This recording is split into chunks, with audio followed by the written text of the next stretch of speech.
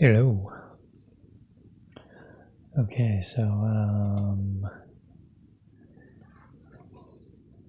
I guess I'm gonna try to do a video. Okay. Alright, so in my other videos I discussed about homosexuality and how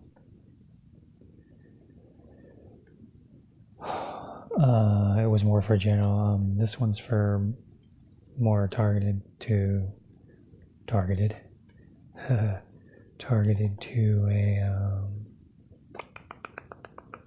Mormons. So in the Mormon church, it's kind of ironic. In the Mormon church,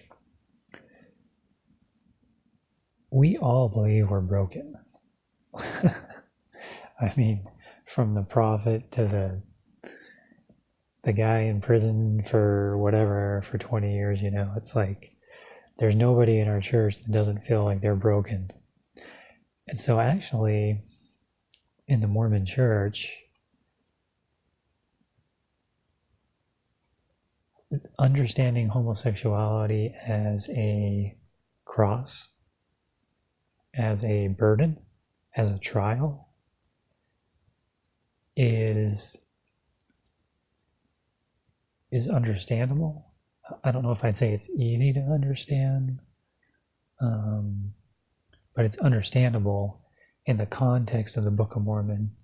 If you read the Book of Mormon, because the Book of Mormon says, oh man, there's like a lot of,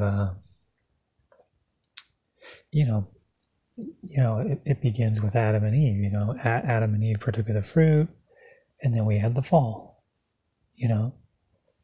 And the fall meant that we fell from God, but it also meant that deformities and handicaps could happen. So not just in the body, but in the brain too. And I don't know if homosexuality is something with the brain or something with the body. You could see it as a deformity, like something's wrong with your DNA, or something just happened with your development to where it's kind of like your computer or your chip. Something went wrong, and so now you desire the same sex instead of what's natural. So that's one theory. That's one way of looking at it. If you're just going to look at the physical, and I'm just saying that in the Mormon context because that's how you have to look at it. You have to. I mean, there's no other way to see it. Because in the Mormon context, you weren't gay in the pre-earth life, and you're not going to be gay in the next life. You're not going to have same-sex attraction if you stay celibate, if you try to stay celibate. And so that's what you have to, there's really no other conclusion. I guess technically God could make you have same-sex attraction for your trial. Like spiritually, he could make it. But it's kind of easier to see that it could just be something. Well, I don't know if it's easier, but if you think about mercury poisoning from the mother in society, your mother could have mercury amalgams. Well, if you go and look up PubMed or just Google it, you'll find that mercury disrupts DNA processes.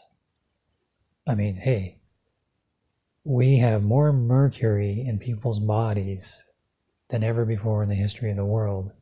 And we also have more people who have autism, emotional, depression. And we have people desiring to have sex with the same sex. So not even looking at it on the spiritual terms. Right now, it's promoted as normal by Hollywood and schools and stuff. But imagine if it wasn't. Like, imagine if all of a sudden you put mercury in people's teeth and you were putting mercury in vaccines, and then all of a sudden just everybody started to desire the same sex. Well, that would be kind of weird, right? Like, okay, well, what's going on? Like, and I think that's one thing that hasn't been discussed in the that's one thing that hasn't really been discussed is like, why has this happened? Like this isn't normal, I mean, throughout history, people of the opposite sex desired each other sexually because that's just how it is naturally. I understand that there's always been homosexuals. My feeling is just that there's like way more percentage now, and just like naturally there's just a higher percentage than ever before. I could be just reading that because it's so promoted by by Hollywood and stuff. So that's one way Mormons look at it, is like, if you read the Book of Mormon, it talks about how everyone needs to repent.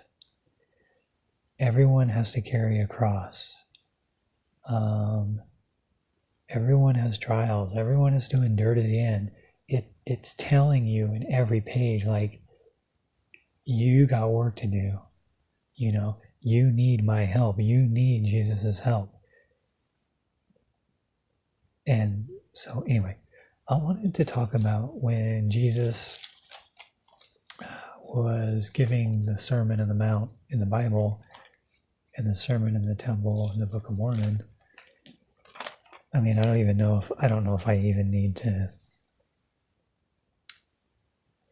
look up the actual verse, but he was talking about men who commit adultery and men who are contemplating it.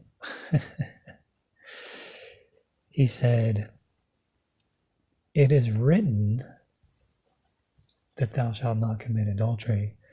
I say, whosoever looketh on a woman to lust after her hath committed adultery already in his heart.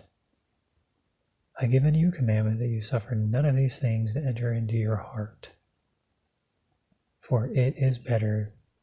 Okay, so don't let that enter your heart. That's hard. I mean, for a gay person, and I'm talking about someone who doesn't want to act on the impulses.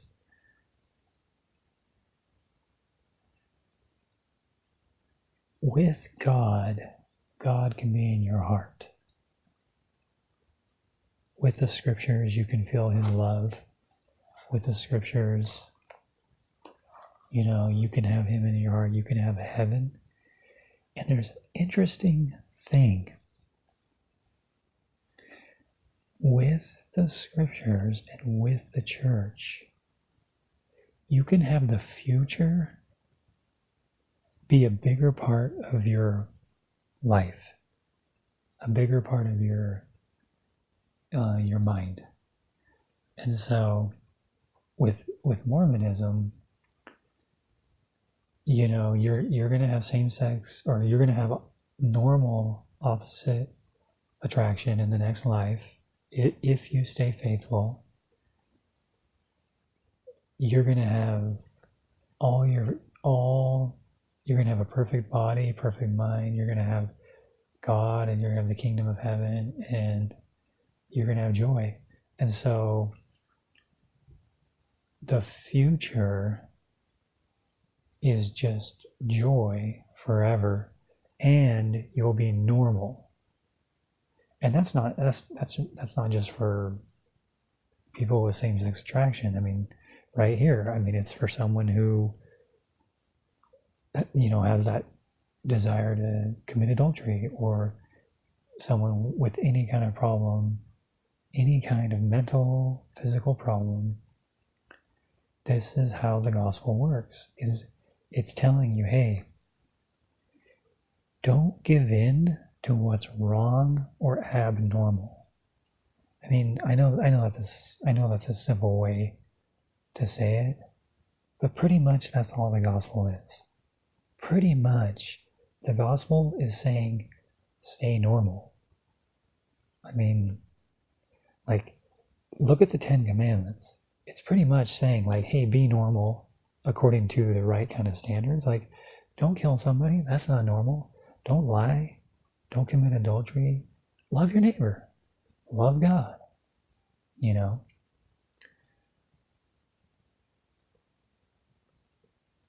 So you can look at the commandments as like, be normal. If you're not normal, like in your thinking or what your body desires, you're gonna have to carry that cross. That's a burden. And think about it. Jesus calls it a cross. He's telling you that's hard.